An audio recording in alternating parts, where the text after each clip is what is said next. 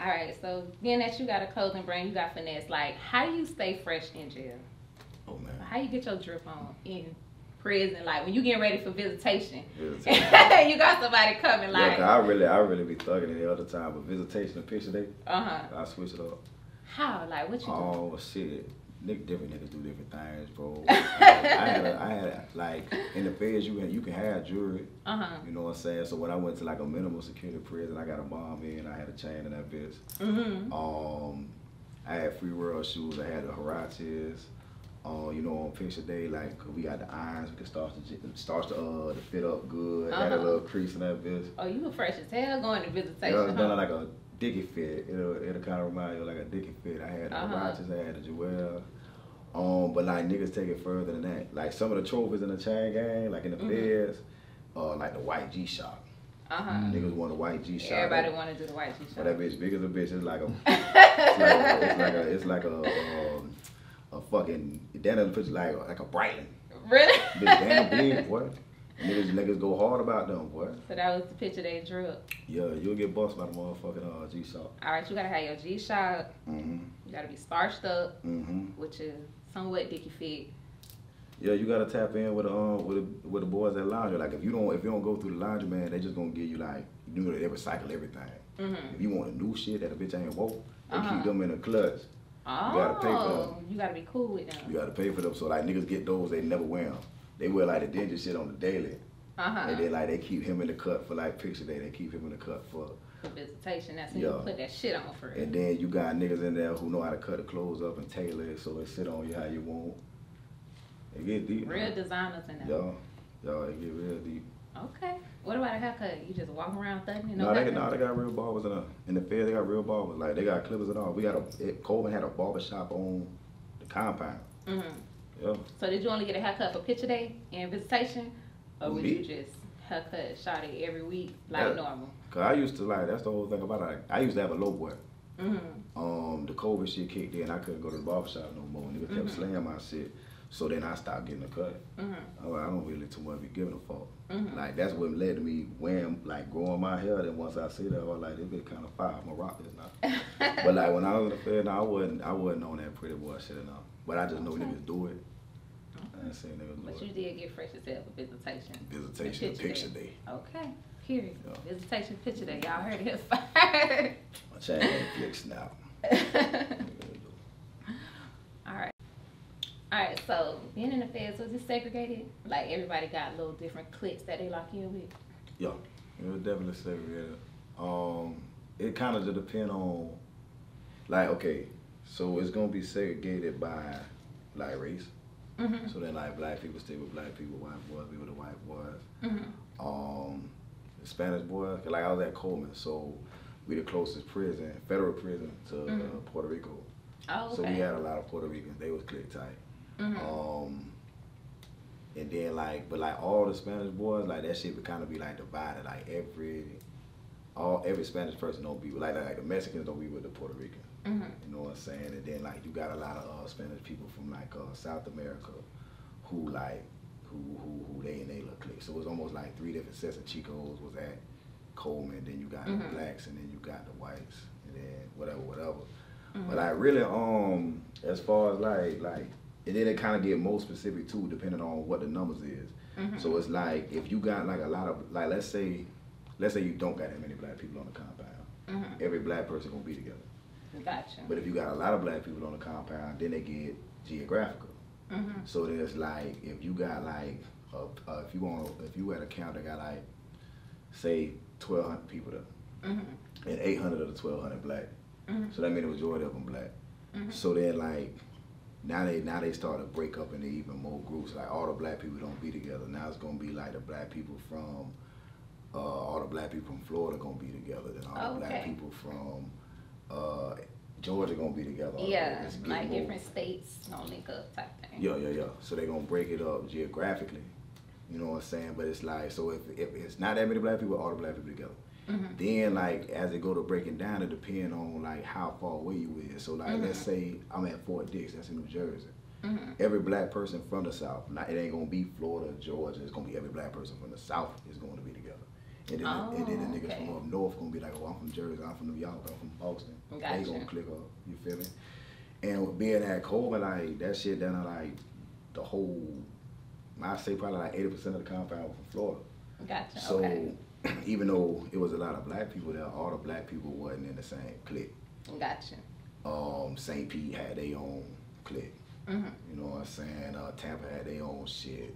Gotcha. Miami had their own shit. You know what I'm saying? That makes sense. And like, but like, even though like it get broken down, the more and more, like the more black people you got, the more, like when you got the majority of the numbers, they break it down more specifically. Mm-hmm. If anybody like, if anything go on though, mm-hmm. you feel me? Like it would still have to be internally. It have to be internal for like the geography to matter. Gotcha. And what I mean by that is, like, if a Chico do something to anybody black, mm-hmm. a white boy do something to anybody black, then like all the black people gonna ride about that shit. It don't matter where they from. It don't matter what clique they with. But if a black person do something to a black person, then like now it's gonna be like a St. Pete versus Jacksonville, or it's gonna be a down south versus up north. Mm-hmm. You know what I'm saying? So yeah, it's real political enough. Okay, so who you kind of lock in with? Like who you gravitated to when you was in there? I mean, I was mostly fucking with niggas from St. Pete. Mm-hmm. You know what I'm saying? It was like I did the majority of my time at Coleman. When I left Coleman, I went to Talladega, Alabama. Mm-hmm. And even when I was up there, like I was like fucking with niggas from Florida. But like, mm-hmm. I don't too much get fucked up about the geographical shit. Okay. They got another thing, like another clique in there, cause like it's like what type of time you on. Mm-hmm. So if you on some Florida shit, you on Florida time. Mm-hmm. But you could be on real nigga time before with anybody. Right. You know what I'm saying? So like that's kind of how I carried it. Okay. Yep. Fair enough. All right. So I got a question for you now. All right, go. How do you feel about women who like is keeping in touch with her, like holding a nigga down, so to speak, mm-hmm. in prison? I feel like if that person has done for you while they was on the street, mm-hmm. I feel like if y'all had some type of bond connection, I don't see nothing wrong with it. Mm-hmm. I think it gets bad when like this person ain't never did shit for you. Mm-hmm. Like this person ain't never looked after you in no kind of way, nothing, but you going above and beyond, like you being used. I think that's when it becomes like an issue. And how far you think it's supposed to go? Like let's say like okay, are you just supposed to keep in touch with that person, be there for moral support, mm-hmm. or is like is the pussy supposed to be on lock, like you can't do no fucking, you can't talk to no more? It depends on y'all relationship beforehand. Mm-hmm. Like okay, if y'all was dating beforehand or talking beforehand, okay, maybe depending on the time, but I don't even think that's unrealistic. I mean, I think that's unrealistic, to be honest. I think that's unrealistic. But I think, you know, if a nigga got like a year and a half, 2 years, okay. So what's you can lock it down. What's the cutoff? But 5 years. 5 years? Okay. That's the cutoff, or you can wait 5 years? No. I'm saying like if a nigga got 5 years, that's a long time. That's a long time. You gonna hunch somebody. They done came out with so much shit for you not to hunch nobody. Yeah, you can have all type of toys and roses and vibrators and but at the end of the day, you going to want if you go on Google right now, at the end of the day Rose got a 5-star review. The rose is overrated. Let me be the first person to let y'all, all you heifers know the rose is overrated. Don't spend your money on that. But what I'm saying is, I heard different. That shit's overrated. At some point, you gonna need a nigga to like man have you. Whoa. But you know, if you got a nigga that's in prison, you don't have to tell him that. You don't have to be like, oh, I just got fucked. I don't do relationships in jail. You don't, and you shouldn't. I think it's unrealistic to do. We breaking up. I do think that. I think it's possible depending on the time. I think holding you down, as long as you're showing up for visits, answering that phone, replying to them letters, that's really holding somebody down. I agree. I think that is the definition of holding somebody down. If you is messing with somebody on the outside, I really think you should have that conversation. Like, we could do our little thing, but I got somebody who is coming home. So what's you know what I'm saying? That makes sense too. So what's the terms and conditions of your nigga locked up? He the one. Mm-hmm. So then you got somebody to keep you entertained in the meantime. Yeah, but you gotta let that nigga know like you is for the meantime. What's the terms and conditions? You're for the meantime. For the meantime. Yes, like you is for the meantime. You shouldn't really get too attached to me, cause I'm not that attached to you. So then what happened when you go to trip and like, man, you picking up the phone for another nigga, you going up to see because the terms and conditions was this is temporary. Like, we doing our thing now, but I still got this person. Somebody told me, like, they was trying to do that, and then every time a nigga, okay, they'll go to fucking with a nigga to start off straight, then a nigga catch feelings and go to tripping. And then she felt like she had to fuck with too many niggas. Because every time, okay, pretty much like if you keep it casual, she felt like she was gonna end up running through niggas. And then if she did try to lock in with one nigga, he was gonna catch feelings. He gonna get in his feelings. So it's just the gamble you take. It's hard to date when you got somebody in prison. Like, it's hard to date on the outside because you got to have that. You got to have that conversation. Like, yeah, if this person called me, I got to get a phone. Yeah. Or if they send me a core links or a letter or something, I'm finna start what I'm doing. I'm finna be on my phone. So most niggas that you date that's free, they're not going to be accepting of that. You can only try to make it work. But on the flip side, you can lie. But then you disappear on a Saturday or Sunday for 5-6 hours to go to visitation. They be like, well, damn, where the hell you been? You feel me? So it's better for me, if you got a nigga in prison, you need to have that conversation with whatever your little piece that's out. Like, this what it is. If you can't handle this, I understand. But this my life right now. I'm taking them trips. I'm going these visits. I'm writing back. I'm sending money. I'm doing, you know what I'm saying? Like, if they can't handle it, they just can't handle it. I like that answer. Yeah. I like that answer too. That sounds about right. All right. I think we good. I love that. I love that shit. That was really good. All right, good. Let's go. Let me know. You ready? Yeah. All right. You running it.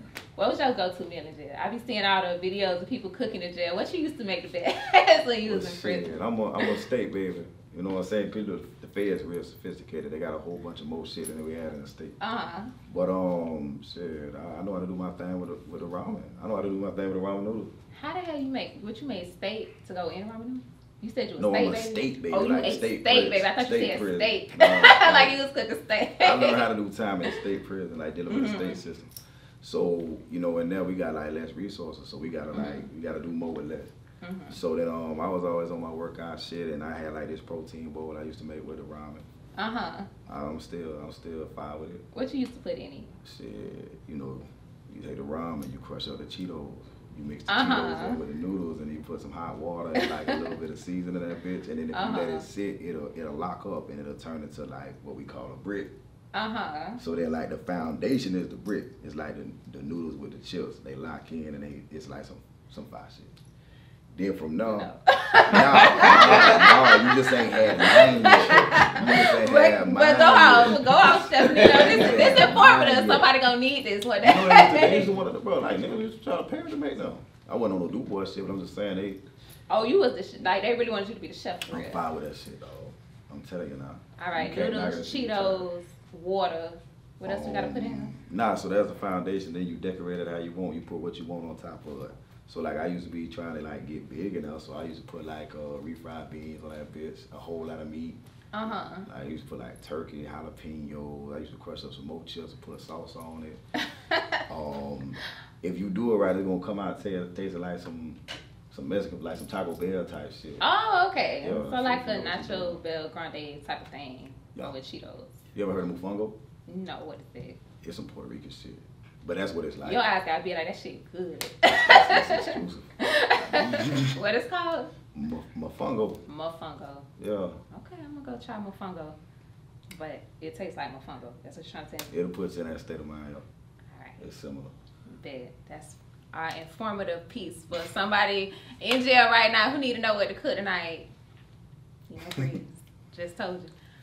All right, y'all. Welcome back to the Cake Dish Podcast. I told y'all I had like a really, really special guest. I had to roll out the red carpet for him. This ain't no in the house shit today. We had to really do our big one with Mr. Finesse himself, Nino Breeze. Yeah, that's me. All right, I think I like that.